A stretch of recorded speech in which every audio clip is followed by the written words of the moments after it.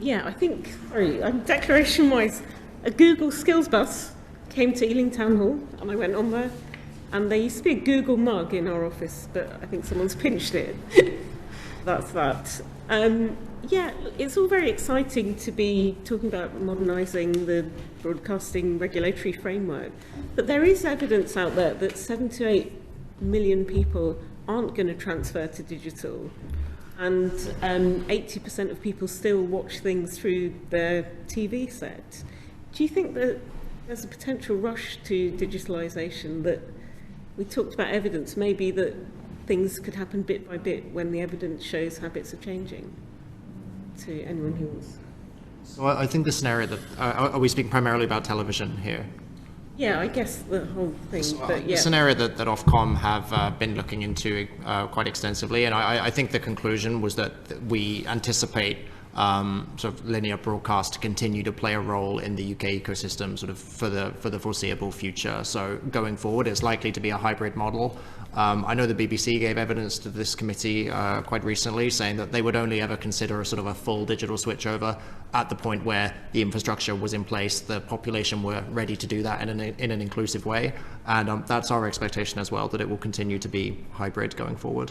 Is universality protected enough here?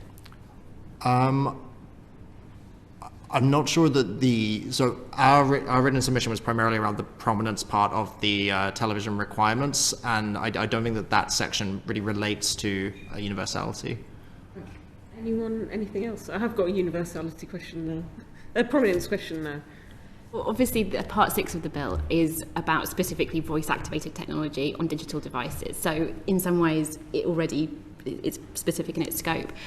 I'm afraid I don't have the exact statistics to hand, but we are still looking at a situation where the majority of radio listenership is done on DAB and traditional analog radio systems. So online isn't quite up to the same penetration as traditional radio models yet.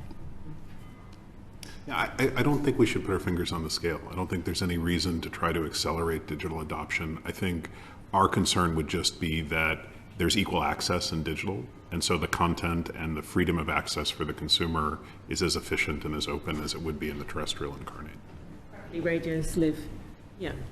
So we know that the bill talks about having an appropriate degree of prominence on streaming sticks and other devices for PSBs, and that the top slots, the numerical things at the top of the EPG, should be for public service broadcasting. But this word prominence, appropriate prominence, it's been said in submissions that it's subjective, it's ambiguous. What do we mean by it? I think it's primarily one for Lewis. What would you regard as an appropriate level of appropriateness? So it is subjective. I think anything that went into the primary legislation should be subjective, because the intention is for Ofcom to then develop the secondary legislation that will provide the guidelines. And given that the television landscape may develop over future, you wouldn't want to have those granular level requirements within primary legislation. So we think that the way it's structured is appropriate. But in terms of sort of what that should look like, so we think that a lot of our members that produce televisions and streaming devices are already giving appropriate prominence. Some members are facilitating showcases for MPs if you want to see exactly what that looks like in practice. But going back to the broadcasting white paper, it says that it wants so PSB, BVOD apps like iPlayer to be available and easy to find. And similarly, it wants the regime to be proportional and flexible and not creating undue burdens. So the question is, are they available and easy to find? And I think that's the question. If I, as a consumer, want to access iPlayer or ITVX, etc., am I able to do that? And that's what defines whether it would be appropriate or not. But Ofcom are a respected regulator. We've had engagement with them, and we're confident that sort of the secondary guidelines, that there will be consultation to ensure that there isn't an undue burden there. Okay. And will allow regional variation between the degree of prominence, how in your face it is on what you're turning on. I think you voiced some concerns on that. Do you want to share those with us? No, thank you for raising that. I was thinking I might have to do it in the AOB. So on this point, our members are not opposed at all to providing regional prominence. This is more a very practical matter on how they do that.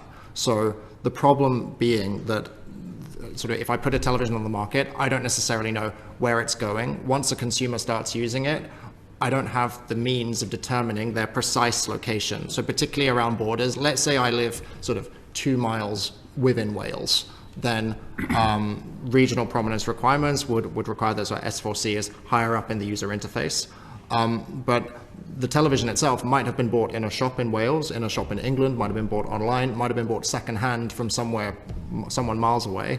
And so that would create a legal requirement on platforms to provide regional prominence, but there's not actually a way for them to be certain that they can meet that. So that's a compliance risk for companies. So we've put forward an alternative proposal to DCMS that PSB apps, including regional PSBs, should be universally available on devices sold on the UK market, but that the user should be able to sort of input their location or to select their configuration preferences. Do you want sort of a default UK option, or do you prefer a configuration for a particular region? Thank you, Rupa.